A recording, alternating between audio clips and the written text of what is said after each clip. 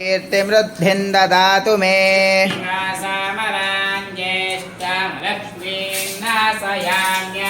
भूतिमसमृद्धिं च सर्वान् निर्नुद मे गृहात्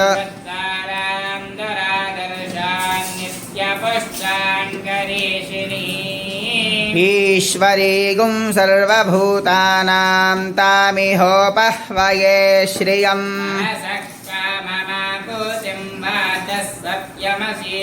पशूनागुं रूपमन्नस्य मयि श्रीश्रयतां यशः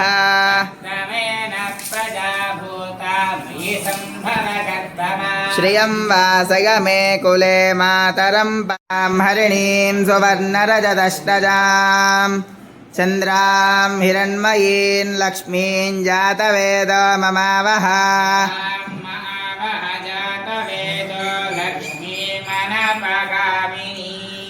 यस्यां हिरण्यं विन्देयङ्गामश्वं पुरुषानहम्